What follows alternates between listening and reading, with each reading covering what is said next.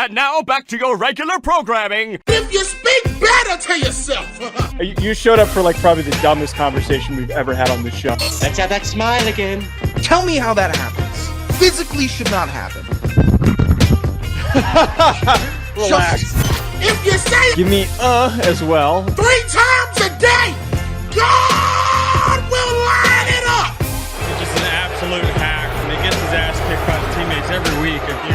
It's just terrible. Welcome back to Hack City. Joe DeLeone, Sean Anderson, 2 former college football players from the University of Rhode Island. Today, we've got the final week of FCS football to preview. Before we get there, Sean, can you share with our listeners a quick word from our friends over at BetOnline? Of course, BetOnline, the world's most trusted betting platform. You know I'm going to be having some wagers on Thursday Night Football tonight. I am not allowed to give out spreads on that game, but I can tell you to keep your eyes posted for all the college football lines. You're such a bad person. I want to talk about betting, and you hate that for some reason. Do it for pick a game on Saturday, pick a game on Sunday. That's what we did on the Wednesday show. If you were a really single creative host, you would look up and go find what's the spread of the Montana State game. Maybe some books offer it. Then I could use that in the read. But no, I'm going to use the line for a game that most people are going to have already watched. There's games every single evening. I want to give the impression. There's an unlimited amount I want of to give the impression that every time I'm doing a show, I'm having wagers down, which I am.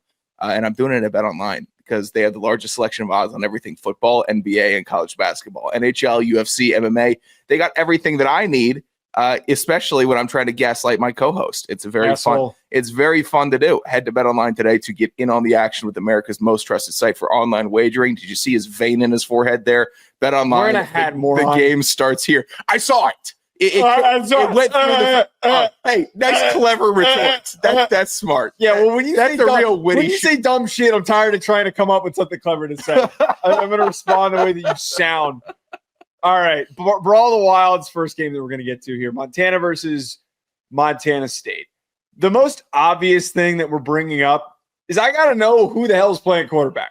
I got to know who for Montana is starting this game. If it's Ayat, game over. I'm being a little bit over dramatic here. Logan Fife needs to start. He showed us with the 3 touchdowns that he put up in the second half against Portland State. There's just a different energy right now, and it feels like the team is rallying around Fife. I don't know how much more evidence you need in order to get the spark in order to play close in this game, because you're going up against a Montana State offense that statistically is one of the – sorry, let me rephrase that. They're the best offense in the country. They're averaging 316 rush yards per game. They're averaging 185 rush yards per game. They have the most diverse backfield in the country with Scottry Humphrey, Adam Jones, and Tommy Mellott at quarterback. You got to be able to put up points in bunches, and we know that this Montana team can do that, but it needs Fife to be the guy leading the charge. Here's what I'll say. Even if they decide to start Ayat, for whatever reason, we like kicking the game off with Ayat, give them a different look, and maybe we throw Fife in there. I've been trying to rationalize it all week, trying to figure out what they're doing. If you're doing that, all right, do it for a couple drives. And see if you can get a score that way. And then if you want to mix it up later, do that. You can't have them in there a whole half, especially if you start bleeding points, because that's what this Montana State team will do. They're not going to wait on you to start scoring so they can start scoring. They're going to start and try like they've done all season. I'm going to try to get out as fast as I can and just keep going, because they can do that, because they control the pace of the game due to an incredible run game. You do that, you know you can get 4 a clip, you know you can get 5 yards, 6 yards every time you run the rock, which I think they'll be able to do against Montana unless they change that 3-down front to a 4-down front. I don't even know if I would go bare front if I'm on my own 50 against this defense. You're going to have to figure it out and fill every single lane. But regardless, you need to be able to score and keep up with Montana State, and Fife gives you the best possible option that you have. And you need to get him in the game as soon as possible. That biggest part is that you can't start slow in this game, because we've seen Montana State control tempo. We've seen them get up to big leads early. We've seen, like last week against UC Davis crawl back into it and then still finish them off. by them making the necessary stops that they needed on defense to finish out the game. I think that this game, if you're Montana, if you want to win it, you need to be able to succeed in a shootout. I don't see a world where you're going to be able to slow down Montana State's rushing attack, their offense in general, because of how potent they've been. And on the flip side of that, Montana State, a victory for them looks like them doing what they do best, which is controlling the time of possession, which is pounding the rock and continuing to find creative ways to get your playmakers the ball in space and behind the line of scrimmage, just pounding and grinding for those yards that have been coming very, very easy for you this season. I think that just generally, I lean Montana State because of the fact that they have been, one, unscathed this season, but two, they're at home and they have had very little slippage in matchups like this. I think just about everything leans Montana State in this one. If you're going to go position for position, maybe you could convince me Montana has the edge at wide receiver. I agree that's fine. But here's the thing. If Montana State really wants to really set the tone or win this game, they can't play down to Montana in the Brawl of the Wild, which I know is going to be impossible. And I know what we say today is almost going to seem null and void because when these two teams meet, they throw out the playbooks and start punching each other in the side of the head. And okay, that's the football we want to play. But it also, this year, it seems like it's reminiscent. Montana State is the team with the bigger fist. So Montana really needs to buckle it up and play some more solid defense because call it recency bias, but I watched what I watched in Portland State get with them versus Portland State. They were getting gashed on the ground versus Portland State. They had wide open run lanes. Some big heavy Portland State linemen were able to reach the nose guards and get up to the second level. That can't happen. And I know that Montana is going to get up for this one, but you have to get double up for this one if you really want to make some noise. All the more example of why you need to start the game hot. Playoff implications, briefly on this game. Montana wins. They're good enough to get a seed. I still think that Montana has enough of a good resume to get into the playoff. I do not think that they're on the bubble. A number of the projections that I've seen have not had them on the bubble.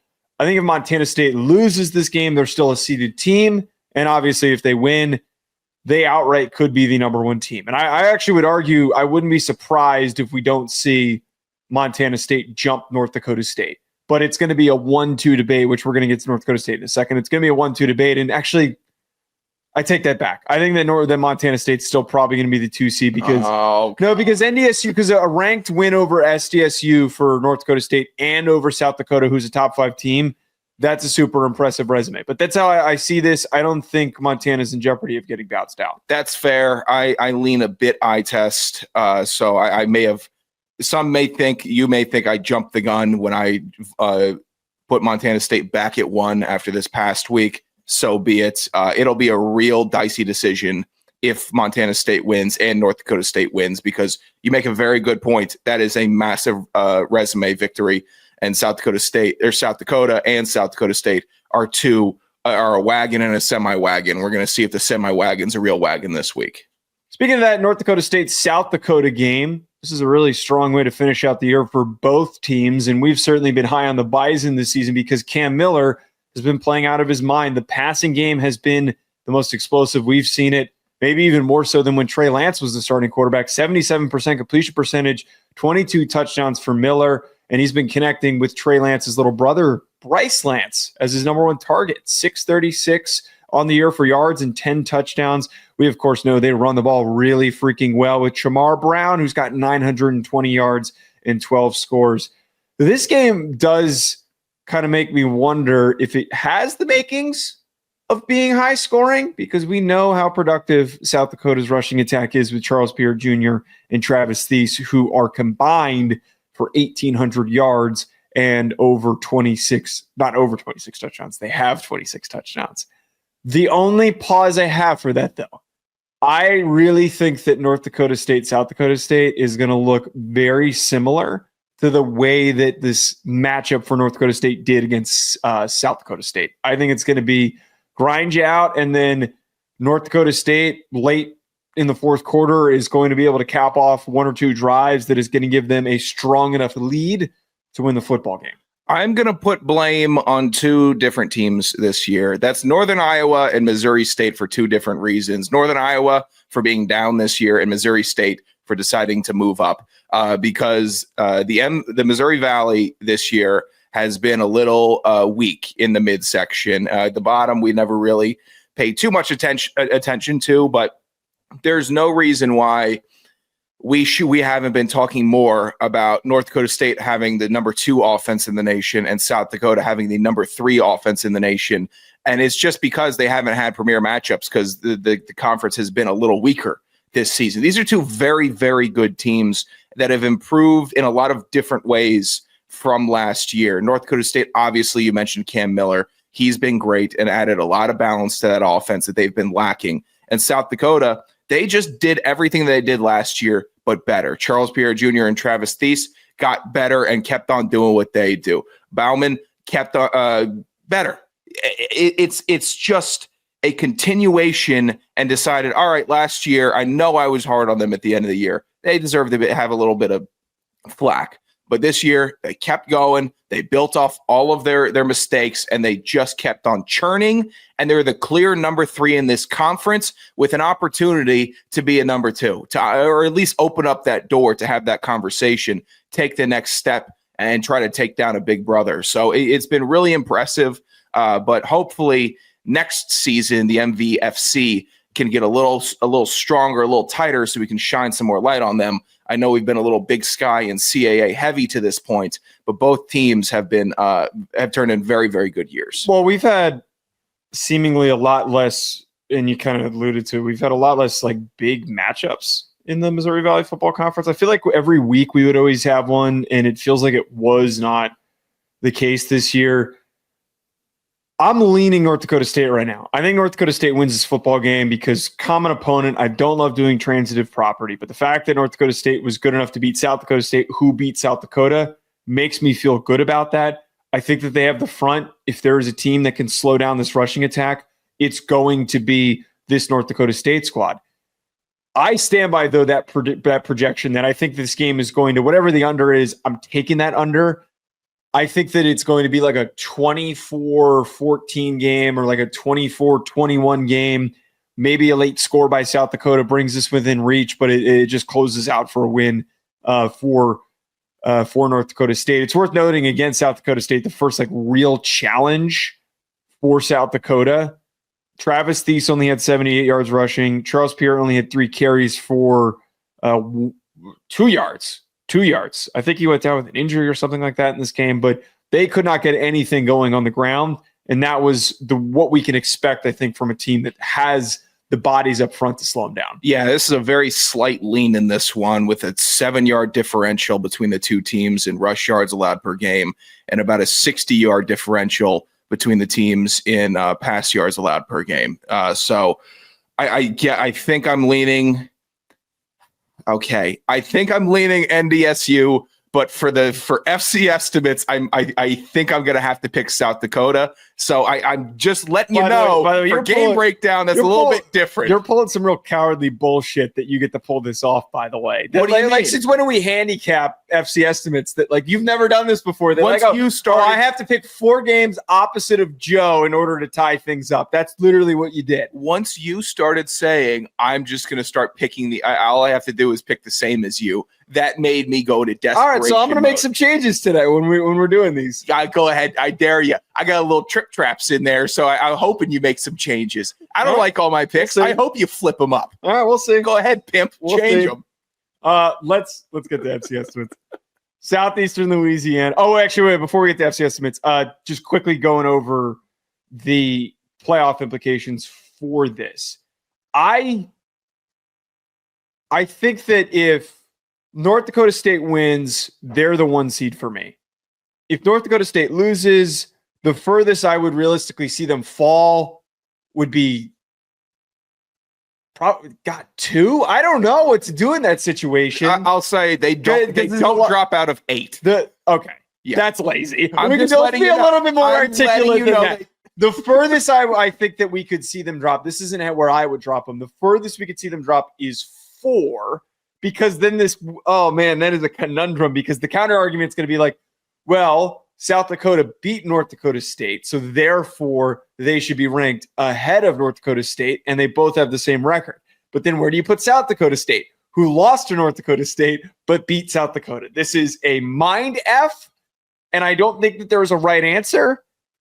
Just be prepared to see Montana State move up to 1 most likely, and to see any sliding ordering of South Dakota State, North Dakota State, and South Dakota. I would argue that it would end up being North Dakota State, South Dakota State, South Dakota. I think that would be the most logical way to reorder it. My top 5 would be a mess, because there's a stepchild at 4 right now that's going to get a little forgotten about in UC Davis that I think would have to get. They'd have to bump down to 5. Yeah. Oh, good God. Yeah, that would be a mess. The pollsters, I'd say the pollsters pick in this game is North Dakota State, but for entertainment and a lot of win-loss tiebreaker effect, it would be an interesting shakeout between North Dakota State and South Dakota in this one. South Dakota, I think the furthest I would see them drop if they lose. It depends on how they lose. I don't foresee a world where they lose handedly and they get their asses kicked. But if they're 2 losses, they'd probably get pushed back. UC Davis really complicated. I would say that UC Davis, considering how close they lost to Montana State, would probably slide up into that, the 4 spot?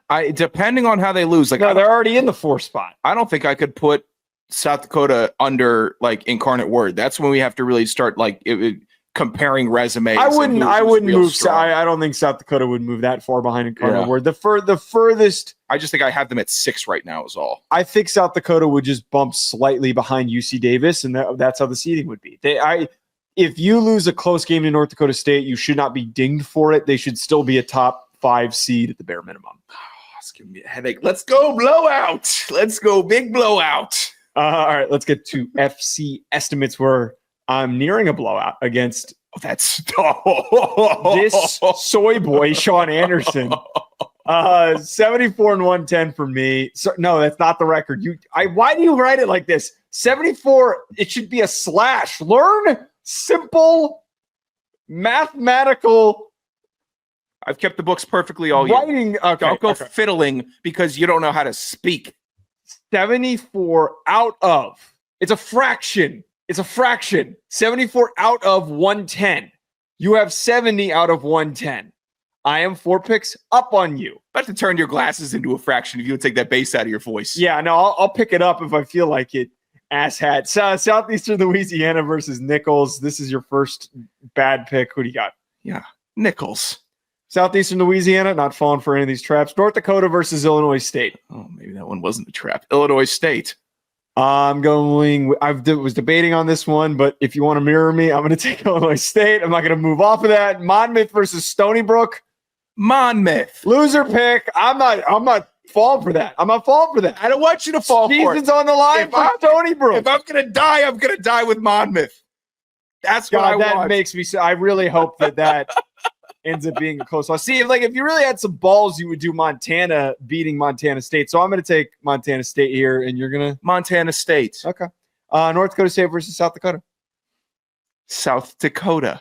North Dakota State. Bad pick. This is where I know that even if you get all these other ones, I'm still going to be fine because you're willing to go with South Dakota. EWU versus Northern Arizona. EWU. Bad pick. Give me Northern Arizona. EWU sucks. EWU just put up 77. They're catching fire when they don't need to. Yeah, against the Potato Stepbrothers. Central Arkansas versus Tarleton. Central Arkansas. Bad decision. Tarleton. ACU versus SFA.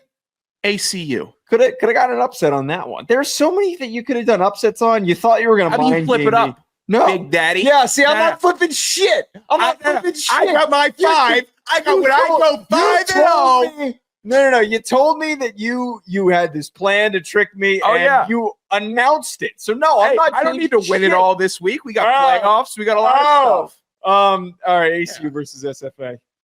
ACU. ACU is my pick. Western Carolina versus Samford. Would have thought you would have got Samford on this one. Western Carolina. I'm going to take Western Carolina as well. And SEMO versus Tennessee. Yeah, this is just scared decision making. SEMO. How is it scared? I have multiple weeks left. Where you could have gotten but you got to climb back now. Where you could I am climbing back. We got 5 differences. They have 5 different picks in these games. There are I would say that there's 1, 2, 3, 4 games where you could have picked the upset, where I think that these games are coin flips, and instead your upset picks that you decided are the ones where they're not going to happen. No.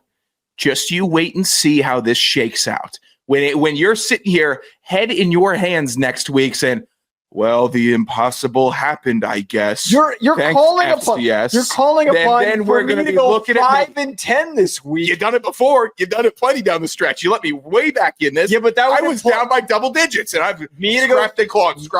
Me to go 5-10 with these specific matchups, and you just pick those out. It's not going to work in your favor. Last one, SEMO versus Tennessee State. SEMO. Yeah, give me SEMO. SEMO is who I'm going to go with. Nice. Shut your mouth. At Joe DeLeone, at Sanderson Radio, at Hack City Pod.